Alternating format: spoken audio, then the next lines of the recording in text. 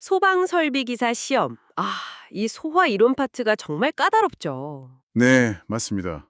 이게 그냥 공식처럼 외우려고만 하면, 뒤돌아서는 순간 머릿속이 그냥 하얘지거든요. 그렇죠. 그래서 오늘은 저희가 작전을 좀 바꿔보려고 합니다. 시험 합격을 위한 핵심 전략, 소화 이론 및 소화 약제 첫 번째 시간인데요. 불의 본질부터 파헤쳐서 그 약점을 어떻게 공략해야 하는지 오늘 완벽하게 이해시켜드리겠습니다. 오, 정말 제대로 짚어주셨네요. 이번 시간의 목표는요, 단순 암기가 아니라 이해입니다. 이해. 네, 왜 이 원리가 먹히는지, 또 왜 이 약재를 써야만 하는지 그 근본을 파고드는 거죠. 이 왜를 이해하는 순간 그 수많은 암기 항목들이 막 하나의 그림으로 쫙 연결될 겁니다. 아, 오늘은 소화의 4대 원리부터 시작해서 가장 기본적이면서도 또 가장 강력한 무기인 물에 대해 시험에 나올 수 있는 모든 것을 한번 해부해 보겠습니다. 준비되셨죠? 네, 좋습니다. 그럼 가장 근본적인 질문부터 시작해보죠. 우리가 잡아야 할 불, 그러니까 연소라는 현상은 도대체 뭘로 이루어져 있나요? 흔히 불의 삼각형이라고 하잖아요. 네, 맞습니다. 바로 연소의 3요소, 가염물, 산소공급원, 점화원이죠. 가염물, 산소, 점화원. 네, 가염물은 말 그대로 탈 물질이고요. 산소는 그걸 타게 도와주는 것, 그리고 점화원은 불을 딱 붙이는 열 에너지입니다. 이 세 가지가 다 모여야만 불이 붙고 또 유지가 돼요. 아, 그래서 소화의 가장 기본적인 정의는 이 삼각형의 한쪽 변이라도 무너뜨리는 겁니다. 연쇄고리를 끊어버리는 거죠. 아하, 그렇군요. 가염물을 없애거나 산소를 차단하거나 아니면 온도를 떨어뜨리거나 이 셋 중에 하나만 성공해도 불은 꺼지는 거군요. 바로 그겁니다. 그게 바로 소화의 3대 원리예요. 아, 가염물을 치워버리는 게 제거소화, 산소를 막는 게 질식소화, 그리고 온도를 발화점 이하로 확 떨어뜨리는 게 바로 냉각소화입니다. 네. 그런데요, 현대 소방 이론에서는 이 삼각형이 사실은 사면체, 그러니까 연소의 4요소 모델로 설명이 됩니다. 잠깐만요. 삼각형인 줄 알았는데 사면체라고요. 그럼 네 번째 요소는 대체 뭔가요? 그게 왜 중요하죠? 네 번째 요소는 눈에 보이지 않는 화학작용, 바로 연쇄 반응입니다. 연쇄 반응? 네, 불꽃 안에서는요, 수소, H나 수산기, OH 같은 아주 활발한 녀석들이 있거든요. 전문 용어로는 활성 라디칼이라고 하는데 얘네들이 미친 듯이 반응을 주고받으면서 불꽃을 계속 치워나가는 거예요. 아, 자기들끼리 막 반응하면서 불을 더 키우는 거군요. 그렇죠. 이 연쇄 반응의 고리를 딱 끊어버리는 것. 이게 바로 네 번째 소화 원리인 억제 소화, 다른 말로 부촉매 소화라고 합니다. 아하. 그래서 제거, 질식, 냉각, 억제 이 네 가지가 현대 소화 이론의 완성판인 거죠. 그렇군요. 그럼 이 원리들을 실행하는 방법에도 차이가 있겠네요. 뭐 물리적으로 힘으로 제압하는 방식이 있을 거고 방금 말씀하신 것처럼 아예 화학적으로 반응을 멈추게 하는 방식이 있을 거고요. 정확합니다. 크게 물리적 소화와 화학적 소화 이렇게 둘로 나뉩니다. 방금 우리가 얘기한 네 가지 원리 중에서 제거, 질식, 냉각 이 세 가지가 바로 물리적 소화에 해당해요. 네네. 냉각 소화는 물을 뿌려서 열을 빼앗는 것, 질식 소화는 이산화탄소나 거품으로 산소를 덮어버리는 것, 제거 소화는 뭐 가스 밸브를 잠그는 것처럼 아예 땔감을 없애버리는 거죠. 근데 희석소화라는 것도 들었던 것 같은데 그건 어디에 속하나요? 아, 희석 소화도 물리적 방법에 속합니다. 좋은 질문이에요. 네. 예를 들어서 아세톤처럼 물에 잘 섞이는 가연성 액체에 물을 엄청나게 부어서 농도를 옅게 만들거나 아니면 가연성 가스의 농도를 공기로 막 희석해서 연소 범위 밖으로 밀어내는 원리죠. 아, 결국 농도를 낮추는 거군요. 네. 이것도 결국 가연물의 농도를 낮춰서 불을 끄는 거니까 넓은 의미에서는 제거 소화나 질식 소화와 맥을 같이 한다고 볼 수 있습니다. 그럼 화학적 소화는 오직 그 억제 소화 하나뿐이겠네요? 이건 좀 더 뭐랄까 외과 수술 같은 느낌인데요. 불 자체를 식히는 게 아니라 불꽃을 일으키는 화학 반응을 직접 공격하는 거니까요. 와, 비유가 아주 적절합니다. 딱 그거예요. 불꽃 속에서 연쇄 반응을 일으키는 그 활성 라디칼이라는 일꾼들을 딱 붙잡아서 무력화시키는 거죠. 일꾼들을요? 네. 일꾼들이 일을 못하니까 연쇄 반응이 딱 멈추고 불꽃이 사라지는 원리입니다. 여기서 정말 중요한 시험 포인트가 나옵니다. 네. 이 화학적 업체 소화, 즉 부촉매 효과를 주된 원리로 사용하는 대표적인 소화 약제가 바로 할론하고 분말 소화약제라는 점. 이건 정말 반드시 기억해 두셔야 합니다. 알겠습니다. 할론과 분말은 부촉매 효과. 자, 이론은 이제 좀 잡힌 것 같으니 실제 상황에 한번 대입해 보죠. 예를 들어서 산불이 났을 때 제거 소화를 어떻게 적용하나요?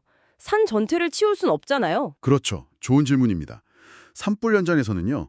불이 진행하는 방향 앞쪽의 나무들을 미리 싹 베어버립니다. 아, 이걸로 방화선을 구축하는 거죠. 땔감이 없으니까 불이 더 이상 번지지 못하게 하는 겁니다. 심지어 맞불을 놓아서 다가올 불길의 연료를 미리 태워 없애기도 하고요. 맞불 작전이 그런 원리군요. 네, 가스 화재는 어떤가요?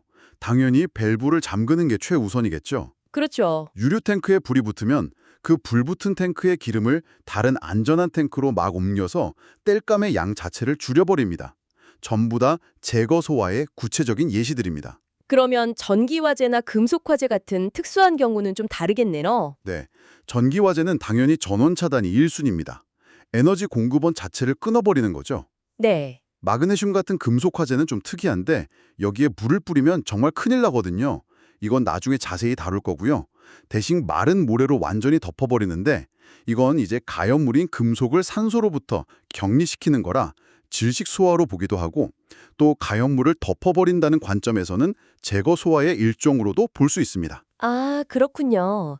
시험에는 또 구체적인 수치를 묻는 문제도 꼭 나오죠. 질식 소화가 일어나려면 산소 농도를 몇 %까지 떨어뜨려야 하나요? 이건 정말 반드시 외워야 할 숫자입니다. 평상시에 공기 중 산소 농도가 약 21%잖아요. 네. 이걸 15% 이하로 떨어뜨리면 대부분의 가연물은 연소를 멈춥니다. 15% 이하. 네. 그래서 이산화탄소 소화 설비 같은 것들이 바로 이 원리를 이용하는 거고요. 냉각 소화의 핵심 숫자도 있습니다.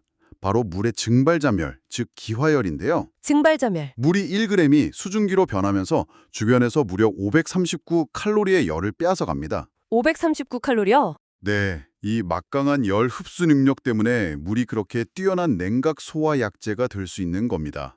자, 그럼 오늘의 주인공이죠. 가장 흔하지만 가장 중요한 소화약제, 물에 대해 본격적으로 파헤쳐 보겠습니다.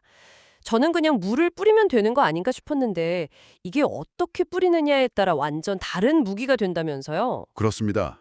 물의 주수 형태, 그러니까 물을 쏘는 방식에 따라 효과와 적용 대상이 아주 극적으로 달라집니다. 크게 세 가지 형제로 나눌 수 있어요. 네. 첫째, 봉상주수, 솔리드 스트림입니다. 소방 호스에서 나오는 것처럼 굵은 막대기 모양의 물줄기입니다. 아, 그냥 한 줄기로 나가는 거요? 네, 이건 그냥 강력한 한 방이죠. 주된 효과는 압도적인 냉각이고요.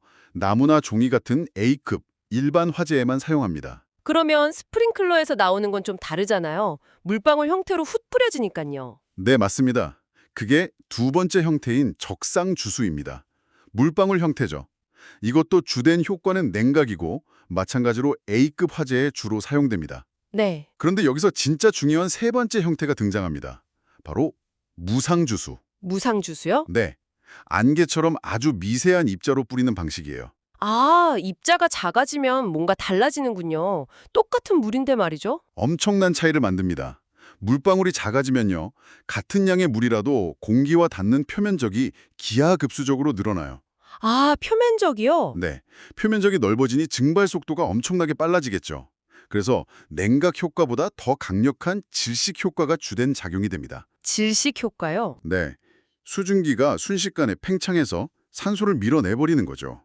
그래서 무상주수는 A급은 물론이고 B급 유류 화재와 C급 전기 화재에도 쓸 수 있는 말 그대로 전천후 무기가 되는 겁니다. 와, 이거 정말 중요한 포인트네요. 정리하면 굵은 물줄기인 봉상이나 적상주수는 유류나 전기화재에 썼다간 오히려 불을 키우거나 감전될 수 있어서 절대 금물. 그렇죠. 큰일 나죠. 오직 안개 형태인 무상주수만 유류, 전기화재에 쓸 수 있다. 이건 뭐 시험에 무조건 나오겠습니다. 네, 반드시 구분해야 합니다.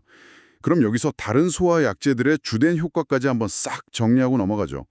시험에서는 여러 효과 중에 가장 주된 효과가 뭐냐 이걸 묻거든요. 네. 자, 물. 봉상적상은 주된 작용이 냉각. 냉각, 무상은 주된 작용이 질식. 질식. 폼은 거품으로 덮어버리니까 주된 작용이 질식. 네. 분말, 파우더는 산소를 차단하는 질식 효과와 연쇄 반응을 끊는 부촉매, 억제 효과를 동시에 가집니다. 아, 두 가지 다요? 네. 그리고 이산화탄소, CO2는 산소 농도를 희석시키니까 주된 작용이 질식. 마지막으로 할론. 이건 화학적 소화의 대표 주자니까 주된 작용이 부촉매 억제입니다. 이 표는 그냥 머릿속에 그대로 저장해 두셔야 합니다. 알겠습니다. 물이 왜 이렇게 뛰어난 소화 약제인지 아까 잠깐 언급했던 그 숫자들을 다시 한번 정리해보면 더 확실히 이해될 것 같습니다. 물의 강력함은 딱 세 가지 숫자에 담겨 있습니다. 첫째, 비열이 1kcal/g/degC로 매우 높습니다. 비열이 1이다. 네. 이게 무슨 뜻이냐면 다른 물질보다 온도를 1도 올리는데 더 많은 열이 필요하다는 거예요. 그만큼 주변의 열을 스펀지처럼 흡수한다는 뜻이니 냉각 효과가 탁월하죠. 둘째, 아까 강조했던 증발잡열 539칼로리그램. 이건 물이 액체에서 기체로 변하는 그 순간 상태가 변할 때 훔쳐가는 막대한 에너지입니다. 이게 결중타죠. 네.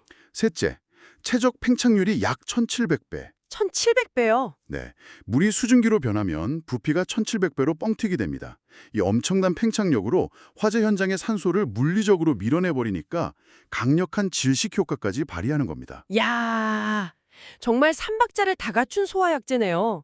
냉각으로 때리고 증발하면서 또 열을 빼고 마지막엔 부피 팽창으로 숨통을 끊어버리는. 그렇죠. 그런데 물도 완벽하진 않잖아요. 겨울에 얼기도 하고 솜이나 목재더미 같은 곳엔 깊숙이 스며들지 못하고 겉돌기도 하고요. 맞습니다. 그래서 물의 단점을 보완하기 위해 첨가제를 사용합니다. 시험에 자주 나오는 세 가지가 있어요. 네. 첫째, 침투제, penetrant. 이건 계면활성제 성분인데 물의 표면 장력을 약하게 만들어서 목재나 섬유덤이 깊숙한 곳까지 물이 잘 스며들게 도와줍니다. 신보화제에 효과적이죠. 아, 침투제. 둘째, 증점제, thickener. 이건 반대로 물을 끈적끈적하게 만듭니다. 점성을 높여서 경사면에 뿌려도 줄줄 흘러내리지 않고 가연물에 착 달라붙어 있게 하죠. 주로 산불 진화에 쓰입니다. 네. 셋째, 부동액, antifreeze. 말 그대로 겨울에 얼지 말라고 에틸렌 글리콜 같은 걸 섞는 겁니다. 자, 그런데 이 완벽해 보이는 물이 어떤 상황에서는 정말 최악의 성택이 될 수 있죠. 물을 뿌리는 순간 불이 꺼지는 게 아니라 폭발하거나 더 거세지는 경우. 이 부분은 안전과 직결된 만큼 정말 중요합니다. 이건 절대 잊으면 안 됩니다. 주수 금지 물질들입니다. 첫째, 무기 과산화물 같은 제1류 위험물. 무기 과산화물? 네, 과산화 나트륨, 과산화 칼륨 같은 것들인데요. 얘네들은 물과 만나면 산소 O2를 발생시킵니다. 산소를요? 와, 그럼 불난데 산소를 부어주는 격이네요. 바로 그겁니다. 화재가 폭발적으로 커집니다. 둘째, 마그네슘, 알루미늄, 나트륨 같은 금속 화재. 이 금속들은 고온에서 물과 반응하면 가연성 가스인 수소 H2를 발생시킵니다. 수소가스면 이거 폭발하잖아요. 네, 이건 불에 기름을 붓는 수준이 아니라 아예 폭탄을 만드는 행위입니다. 절대 금물이고 마른 모래 등으로 덮어서 꺼야 합니다. 가장 흔하게 실수할 수 있는 유료 화재도 빼놓을 수 없죠. 그렇죠. 세 번째가 바로 유류 화재입니다. 단, 봉상 주수나 적상 주수로 물을 뿌릴 때의 얘기입니다. 아, 굵은 물줄기일 때? 네, 기름은 물보다 가벼워서 물 위에 뜨잖아요. 거기에 굵은 물줄기를 쏘면 불붙은 기름이 물을 타고 사방으로 쫙 퍼져나가서 화재 면이 순식간에 확대됩니다. 아, 하지만 여기서 중요한 예외, 앞서 배운 무상주수, 미스트는 오히려 유류 화재에 효과적이라는 점. 아, 맞다. 작은 물방울들이 기름을 감싸고 증발하면서 질식 효과를 내기 때문이죠. 이 차이를 모르면 정말 큰 사고로 이어질 수 있습니다. 자, 이론은 여기까지 하고 시험에서 점수를 가르는 디테일한 암기사항 몇 가지만 더 짚어보겠습니다. 소화기 설치 기준 같은 것들이요. 소화기의 설치 기준에서 딱 하나만 꼽으라고 하면 단연 설치 높이입니다. 높이? 소화기는 바닥으로부터 1.5m 이하의 높이에 설치해야 합니다. 왜냐하면 위급한 상황에 사람이 허리를 숙이거나 팔을 높이 뻗지 않고도 가장 편하게 잡을 수 있는 높이이기 때문이죠. 아, 그렇군요. 1.5m. 이 숫자는 그냥 사진 찍듯이 머리에 박아두세요. 1.5m? 알겠습니다. 대형 소화기의 약재별 최소 충전량 기준도 이게 좀 헷갈리기 쉬운 암기 파트죠. 네, 양이 많아서 부담스러울 수 있는데 그룹으로 묶어서 외우면 좀 낫습니다. 네. 포하고 분말, 이 두 가지는 둘 다 20으로 시작합니다. 포는 20리터, 분말은 20kg. 포 분말은 20. 네. 그다음 가스계인 할론이 30kg, 이산화탄소가 50kg이고요. 마지막으로 액체류인 강화액이 60리터, 물이 80리터입니다. 아, 포분말 20, 할론 30, CO2 50, 강화액 60, 물 80. 이렇게 리듬을 타면서 입으로 몇 번 반복하면 훨씬 잘 외워질 겁니다. 자, 오늘 정말 많은 내용을 다뤘습니다.